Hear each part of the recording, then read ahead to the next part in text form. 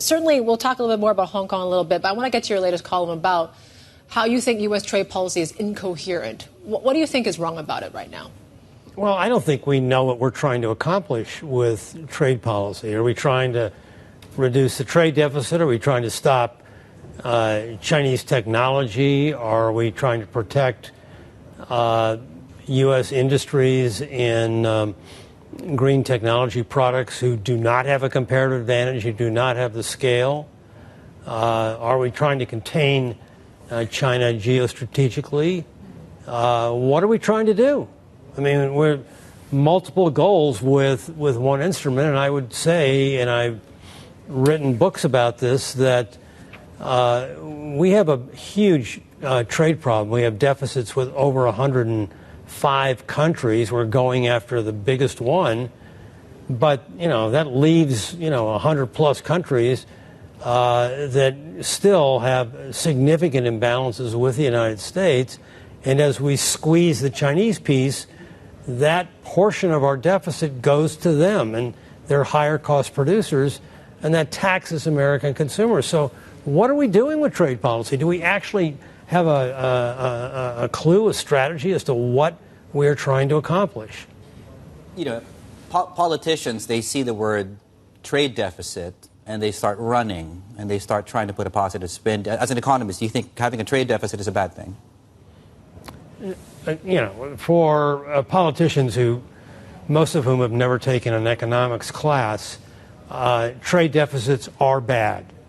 But the point that I have made to our friendly politicians in Washington is that the trade deficit really is on their backs. By running massive budget deficits. Right. The United States is suppressing domestic saving, forcing us to import surplus savings from abroad, and running massive trade deficits to attract the capital. So you want to fix the trade deficit, Mr. Politician, look in the mirror and fix the budget deficit in the United States.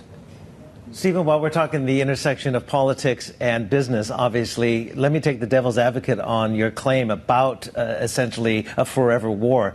The Biden administration, they tell me essentially, in economics and in trade, the Biden administration officials that I've spoken to say, listen, it's only a small proportion of products that are being tariffed right now of the overall two-way trade between China and the United States. EVs, even at 25%, there was no access to EVs, Chinese EVs in the United States. Syringes and surgical gloves, the Chinese have the scale already to outcompete any product that the United States might make. And that's not going to necessarily spur domestic industry.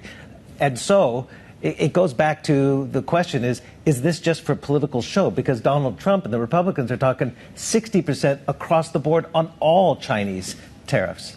Well, there's no mistaking, Steve, the political motives here. Is we're certainly moving into the most intense part of our rather insane political season. But the new tariffs that were just announced a couple of weeks ago cover $18 billion of items. But how about the old tariffs that are still in place, that were put in place by President Trump 2018 to 2019, that cover something like $350 billion of imports from China. They are still in place. So we're throwing bad money after bad money, and the level of tariffs, I think the latest numbers, roughly 20% tariffs on all Chinese products versus pre-trade war of a number closer to 3%. So I take no comfort from the fact that these latest tariffs on Chinese imports are small. The overall volume of tariffed imports is high and likely to rise further. What about what the U.S. says about overcapacity? I mean, are those claims, you think, overdone? I mean, the Chinese obviously have been subsidizing and supporting the production of clean tech and the like. They're totally overdone. I mean, first of all, and I think you reported on this when you mentioned my comments in Beijing on Friday, when it comes to green technology goods, in today's world that is getting hugely challenged by climate change, there is no such thing as excess capacity. We need all the capacity we can get to move away from carbon to alternatives. Shame on us if we don't have the capacity to make those goods at home. But in the meantime, let's take advantage of somebody who has the technology, who has the scale, who has the product, who can help make global climate, certainly won't end climate change, but help make global climate more tolerable in the meantime. Right. What do you think the fix should be, though? Yeah. So what should a U.S. president, that's party agnostic question, what should a U.S. president do to either manage or spin the deficit problem, whether that's trade or budget? Look, far be it for me to have a solution to a problem that has spanned both parties over decades. I mean, I've looked at the budget numbers, since I think 1962, according to the Congressional Budget Office. We've been in deficit every year except two. So there's no easy fix. It's politically expedient for politicians to keep pumping more money into their constituencies, and they never lose by doing it. They never lose their position in office, so they're not going to stop, and they are unaware or unwilling to accept the consequences for their irresponsible fiscal policy. And trade is one of them, a big one. Stephen, you just came back from Beijing. What's the mood on the street that you got from them? I mean, you've taught lessons at Yale University about the property crisis in Japan that lasted nearly 2 decades. You see parallels there, and just at the beginning. But there's also some despair, I would assume, among small to medium-sized enterprises and young people. What did you find? I found a Beijing that really didn't have much of the spark that I had been accustomed to over my many years of traveling there, Steve, especially, as you said, amongst private sector entrepreneurs and students, not just undergraduate students, but graduate students completing PhDs in leading Chinese universities with not much hope for job prospects post-PhD. I think the mood was one, certainly the best I could call it was a mood of grim resignation, and you could go further, but I don't care to really do that. Fixable?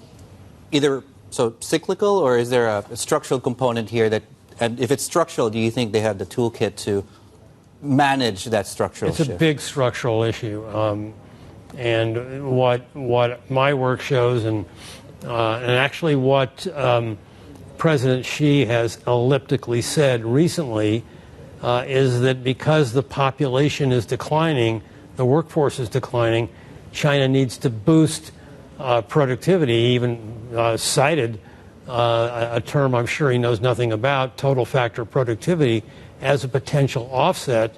And China's new approach to focusing on new productive forces is aimed at doing that. And there are consequences of that for the rest of the world that we're pushing back on, which is unfortunate. China needs a lot of help in grappling with its structural issues, and it would be not only in China's best interest, but for the rest of this region as well as the world for them to succeed. And you're seeing that Hong Kong might be feeling those effects in some ways. I mean, it's been a few months since you wrote that controversial column that Hong Kong may be over. Just wondering, what are you looking for in this trip, being in Hong Kong? Well, I'm looking for some interesting discussions from my good friends, number one, to see if they're still friends, and number two, to hear their side of the story. They have pushed back on me a lot, saying Hong Kong is historically the most resilient economy in the world, and you're missing that. And Yvonne, you said, well, China's connection may cause problems. It's not that it may cause problems, it will cause problems. The linkage between Chinese economic growth and Hong Kong economic growth has a precision that would stagger you. I've done the math, I can cite the numbers, but when China underperforms, there is no way that Hong Kong can overperform. So is this more about Hong Kong being a part of the Greater Bay Area, maybe as what China's envisioned, or is it, is Hong Kong still able to maintain that international status? That's the question. I'm looking forward to debating that. I think Hong Kong still has an important role to play as an international financial center, but it's getting certainly swallowed up by the mainland. It's part of the Greater Bay Area. It is not the crown jewel of the Greater Bay Area, as the press release would lead you to believe.